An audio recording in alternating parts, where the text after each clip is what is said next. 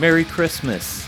I didn't really want to cover these songs because they're kind of perfect as is and they don't really do much without the vocals, so I just thought I would give you a little bit of background on Bring the Season.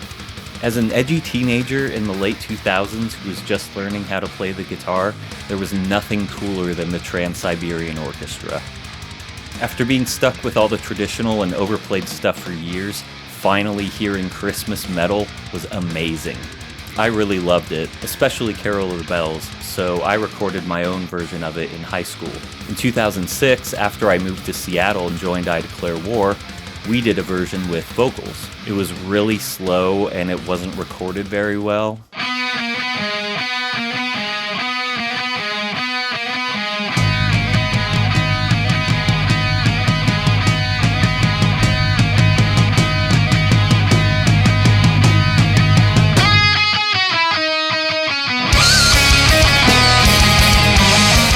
But people liked it. It got a lot of MySpace plays, and it went crazy at a show we played right before Christmas that year. In 2007, we decided to re-record it and add a couple more songs to make a little EP. We recorded it in the basement of a house that I lived in West Seattle with founding I Declare War guitar player Jake. We had recently started selling Bring the Heavy t-shirts and hoodies, so the title Bring the Season was just perfect. I have no idea where I got the idea to use the New Kids on the Block album cover for it, but I thought it would be funnier if I didn't try to poorly Photoshop our faces onto it and just kind of play it as is, and I didn't think anyone would recognize them anyway.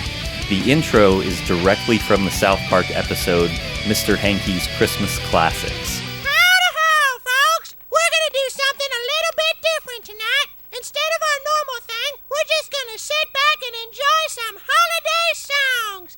And if you don't like it, well, I guess you can suck my tiny little balls. We were always finding random samples to use in our breakdowns at shows anyway, and when we heard this, it was too perfect to pass up because that's exactly what the album is. As for Carol of the Bells, like I said before, this is actually the second version of it, and the samples on this one are obviously from Christmas Vacation. We're gonna have the happiest Christmas since Bing Crosby tap danced with Danny fucking Kaye.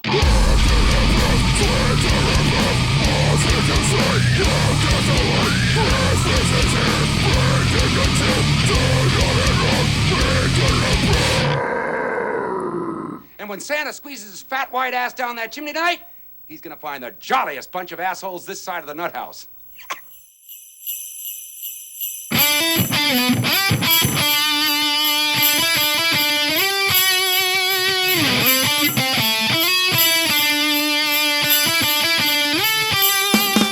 Rudolph the Red-Nosed Reindeer.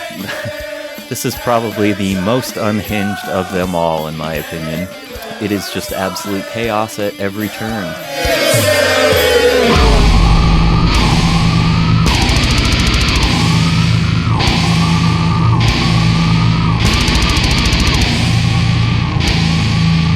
The gang vocals in it were most of the band and our friend's band 0 Year, whose bass player at the time, Brent, would eventually become the bass player for IDW. The high screams are from our original bassist, Zach, who really wanted to introduce them into the I Declare War sound more, but it never ended up happening.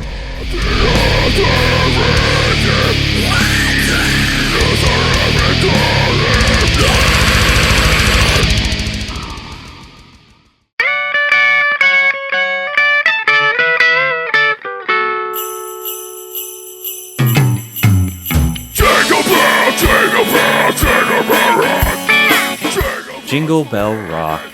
This song got lodged in my head after it being from one of the very few Christmas albums that we had growing up.